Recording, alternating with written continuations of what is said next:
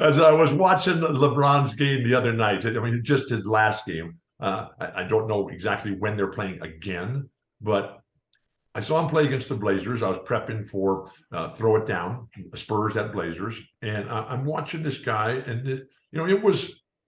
I think it was 20 years ago, or maybe even more, when he first started at St. Mary's, St. Vincent's. And we went over there and to Cleveland State and did that first game when he was in high school. We did a second game when he was playing at Pauley Pavilion, because it was so spectacular when he was 18 years old.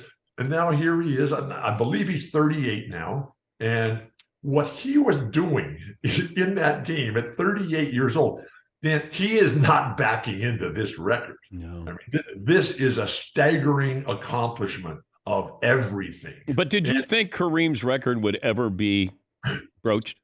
You always think that. I mean, I was there when Wilt was setting all his records, right? And then Kareem starts catching him, right? And Wilt was fantastic. And Wilt was a huge influence in my life. I've been the luckiest guy in the world. And so when Kareem was coming up and Wilt would get super mad in my early days of broadcasting for the Clippers when I would talk about Wilt's records. This was, in the 90s and early 90s and 33 years ago now.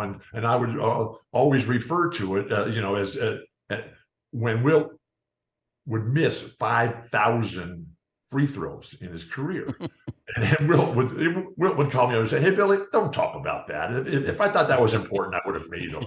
Right? And then when Kareem was coming to pass him and break his records, Wilt, he would say to all of us, and these were, personal conversations, because Wilt was just an incredible human being. He was a combination, personality-wise, of Magic Johnson and Santa Claus.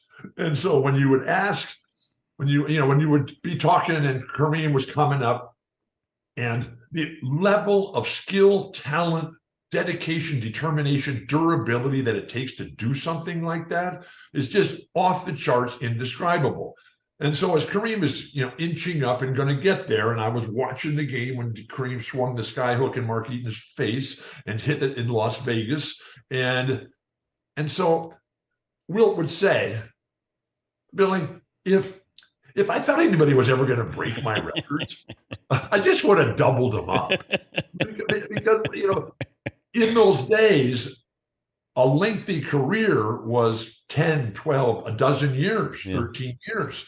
And, today's players, this is to take nothing away from today's players. These guys are spectacular. The level of physical fitness. And one of the things that just blows me away about LeBron is that here he is, 38, and he is still the most active guy in the game. And he is running so fast and attacking the rim and throwing it down.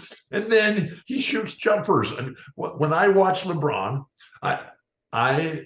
I can never figure out what the best part of his game is. I mean, here's a guy who in any particular moment, any particular game, any particular event, he can be the best shooter, the best passer, the best dribbler, the best rebounder, the best defender, and the best shot blocker, the best screener, the best decoy. He can do everything out there, and he's still doing it as well, if not better, than anybody else. In the game at Portland on Sunday night, which the Lakers started off with a 14-point lead in the early moments, and then they were behind by 25 points at halftime. And so I kind of drifted away to something else. And then I keep looking at my phone, all following the scores every night. And then I see it's a game again. And then the Lakers win it going away. Now they got Rui Hachimura. Yeah. So it's wow, anything is possible. In the NBA today, if you win 4 games in a row, you're skyrocketing up the standings because everybody is so bunched in and nothing's been determined yet.